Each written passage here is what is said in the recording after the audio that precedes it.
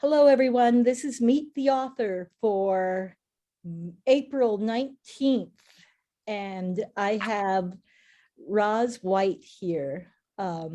Roz is a leader, and she's been an amazing community leader here in East Hartford, and she's working in the mayor's office at present, but she's done a lot of different business-oriented jobs in the past. And I'm not going to go through her whole resume here, but she's written this book. Thank you. She's written this wonderful book. It's part of a series. It's called Home Where's Home, and it's part of the series Malachi and Karelle. Series. Yes. Go ahead, Roz. So my book is about Malachi and Karelle series, Home Where is Home. This is the very first book that I have started. When I thought about the book, it's a little bit of a biography, a little bit. So I am from the island of Antigua. My mom is from Dominica, another island. And so I thought about the young kids that I'm hanging around with, whose parents are also immigrants. And the fact that as immigrants, you always hear your parents saying, I'm going home. And I thought about my brothers, I thought about my godsons when we were saying we're going home, and they're looking at us like, but you're home already. And that's Malachi and Karelle. So my story is about where exactly is home, how all of us come from somewhere else, and we bring something to this wonderful place that we call home, wherever that is that you reside at that moment. And I thought about this book because it's important for us to know where we're from and not know the name of a country, but exactly you can look at a map and know where it's from and the history of where we're from or where our parents from. And I thought of how popular Ancestry.com has become, finding your roots and PBS. All this is important because we all want to know where I'm from and where's home.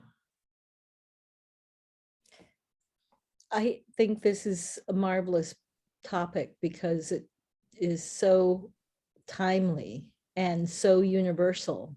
You've made it really universal, even though it's so specific to your family and your origins. But I want to know, why do you think it's important for people to know their history? Well, I strongly believe that if you know where you're from, if I know where I'm from, then I know who I am. It's important, I think, for one to know that I like a certain thing, or culturally, we do a certain thing. So this book is focused in the Caribbean. And in the Caribbean, there are certain foods, certain music, a certain kind of lifestyle. And even if we move and we go somewhere else around the world, when the family gather together, we're always going to bring that food or the music or anything. And that's part of who you are. That's your DNA of ethnicity. And you've been here for a long time in this country, right? I came here as a teenager, yes. So is this home? So I came here as a teenager and I lived in New York City, Brooklyn, actually, Brooklyn. And Brooklyn has a large percentage of Caribbeans. So food, music, everything was always there. After 9/11, I decided to move to Connecticut. And it's a totally different world. It's not as diverse as New York. Nowhere else is like New York City. But the diversity is not the same. And wherever I am or wherever I lay my bed, is home. Wherever my bed is home at that moment. But when I feel nostalgic and I need to feel connected to where I came from, home is anywhere in the Caribbean for me. And the Caribbean, the Antigua shares the same culture as other islands then? Is So that Antigua and Barbuda is a twin island. And so in the book, the father is from Antigua and Barbuda. The mom is from Dominica. And they're actually going to another island to meet family in Marigalante, which is one of the 5 islands of Guadeloupe. So the Caribbean, the languages of the Caribbean and the different cultures are influenced by the French, the Dutch, the English, and the Spanish. And in this book, Homewares, or the first part of the series, we're actually going to focus on a very small island of one of the islands of Guadeloupe, which is French. and they're learning French in the book. Do you Well, want we're going to start, yes, we're going to start parler en français. It's also important for us to, as we are learning different cultures and different countries, and I did study a bit in the south of France, and what I learned is it's important to welcome people when you're visiting their country in their language. It's so much easier to open a conversation if you just know how to say good morning, like bonjour. And that's important. And as you're young, I think when one is young, they learn a language much easier than people like me and you. I agree. I wish I knew more languages, especially Spanish. I wish I knew Spanish. But can you read from your book? Would Sure, you be able to read? definitely. So I'm going to start with Mom and Dad, Malachi and Karelle, gathered in the dining room to have their dinner. Malachi asked, Dad, where are we going this summer? Son, the family is going home, replied Dad. Home? I thought we were already home, Malachi said, with a confused look on his face. Well, yes and no. Yes, this is our home in America, but we are immigrants from another country. Mom and Dad are from the Caribbean, so that is also our home, Dad explained. Still puzzled, Malachi remarked, I don't understand how you have 2 homes. Lucky, Mom and Dad, that home is the Twin Islands, Antigua and Barbuda. Antigua is 108 square miles, and Barbuda is 61 square miles, surrounded by a beach for each day of the year. Dad boasted proudly. Every day, Malachi excitedly said. Yes, and you will fall in love with the fine white sand under your toes, Daddy bragged. Malachi looked at his mom and said, and Mom, where are your home? Mom stood up tall and answered, I am from the Commonwealth of Dominica. It is 290 square miles long. And what will I like there, Mom? Malachi asked curiously. Waterfalls, a river for every day of the year, 9 volcanoes, the boiling lake, the Cicero parrots, whales, black sandy beaches, and friendly people, replied Mommy. Okay, joked Dad. So Malachi and I have 3 homes? Asked Karelle. Together, they all yell, yes. That's beautiful. Yeah, that just shows exactly what you were talking about home. Where's home? Yeah. And what we talked a little bit about, why you wrote this book, but it's really for children, right? What age groups is it geared for? I would say, the age when kids are starting to ask questions and starting to be curious. And I would say about 5, 6, 7, 8, 9, the curiosity And as they started to interact with other kids and other kids who are different than them, where we start asking questions like, where are we from? Where's home? As they start interact and hear different words and different languages, that's the age group that I'm gearing for. Yeah, and the end of the book has a glossary of terms too, which I love. Well, I also decided to do at the end of the book, we have a final word. So it's pretty much some of the words which there are going to be some new words that kids are going to hear. And I want them to continue learning the words and how do you spell them. And the fun facts, we have some fun facts and we have some trivia. So it's a story, but it's also an educational piece of work. And And the so- educational piece, I think, is brilliant. It's well put together. I was so impressed with it. Thank you, thank you. But it's reading and comprehension. It's really letting the kids understand where's home, where's home. They're gonna hear some new words. They're gonna learn some new words. They're gonna learn how to spell the new words, but it's also remembering what they read or what they heard. And that's what my focus was on. And could you hold up the book so we can see the This cover? is, if Oh, you can see it properly, yeah. this is their family. This is Karelle and Mm. Malachi. Mhm. Thank you. Do you want to Queen. say anything else about the writing process that you went through for this? Did you have an editor? Did you? So I had an editor, I had an illustrator. The illustrator of this actually is a 12-year-old young lady. My publisher, who pretty much had a lot of patience with me, because one of the things that I learned, I started with a concept. I wanted to write a children's book. And then I started to write like an adult instead of having the mindset and thinking like a kid. So I had to pretty much put myself in the shoes of a young kid and change the whole story that I wrote first. And then I learned a lot in the sense of attention. And Attention. What do you mean by attention? well,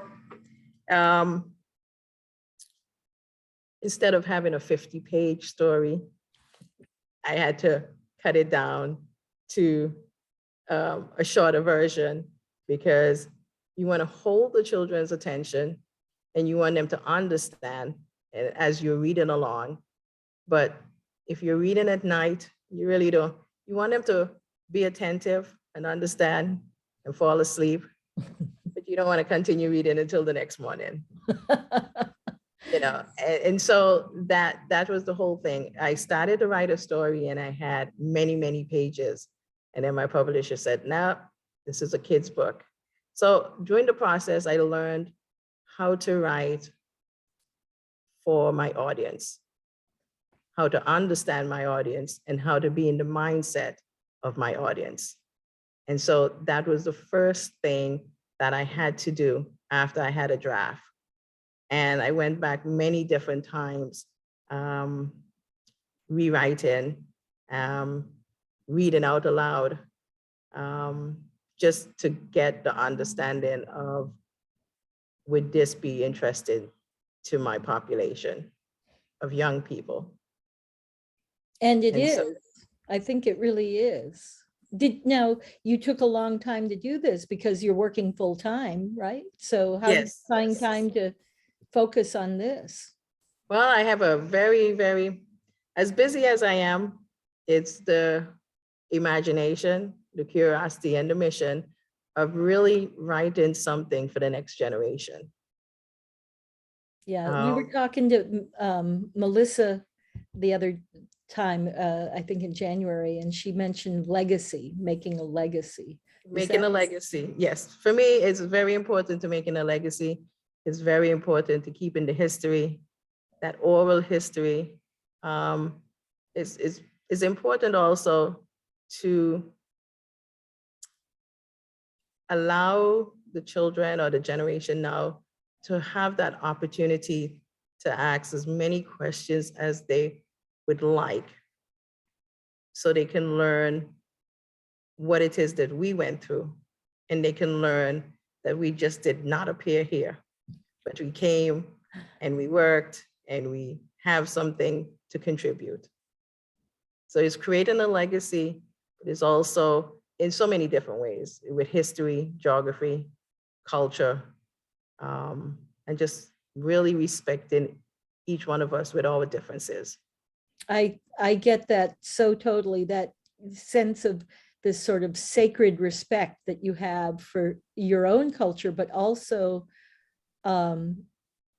universal cultures, like all the cultures, because you're showing such respect for your own culture, and that you're in this whole world of diversity. I mean, we have so many different people here. I suppose you know about East Hartford being the second town on the diversity index. Yes, yes. And that's the whole thing of kids understanding it's okay to be different, but we all bring something different to the table, and that's what makes us beautiful. And your home is in the South, my home is in the North, someone else is in the East, someone else is in the West, and that's okay. No one is better than anyone. We all have something that we can learn from. We all have something that we can make it a much better place because of our differences.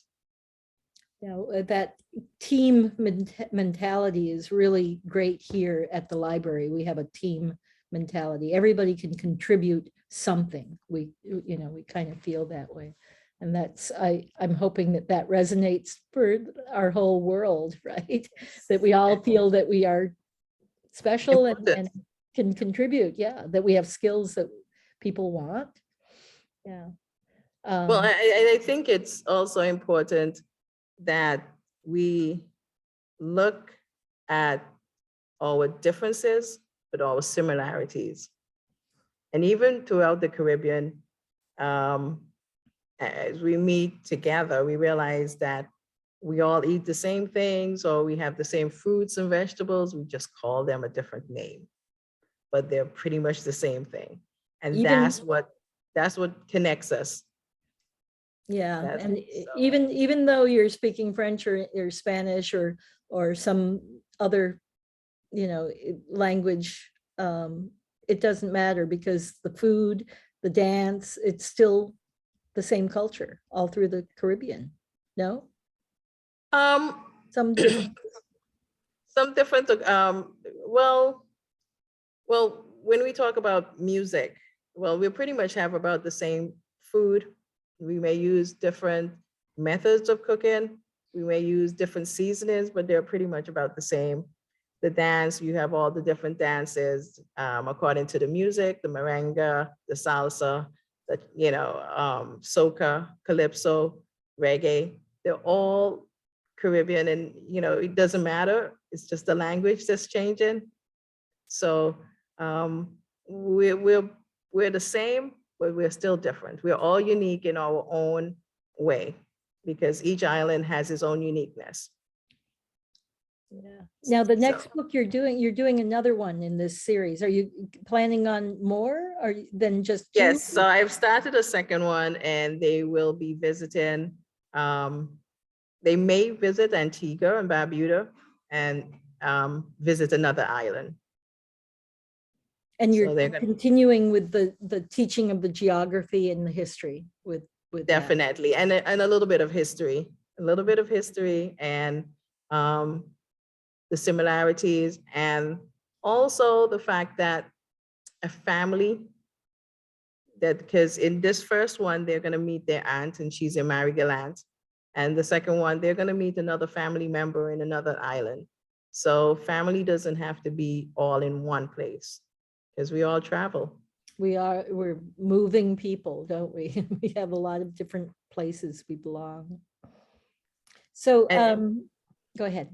And it also teaches the curiosity of traveling and learning somewhere new. So that in my second one, I think I would like to even just introduce the airport of how you travel and maybe having a passport or just the whole travel experience. Yeah, the travel experience is a big thing. That's a huge thing. Planes, trains, cars, and other.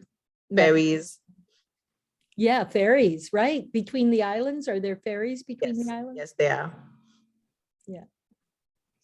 Well, So that's really what it is just to open the eyes of being adventurous, being curious, and at the same time exploring.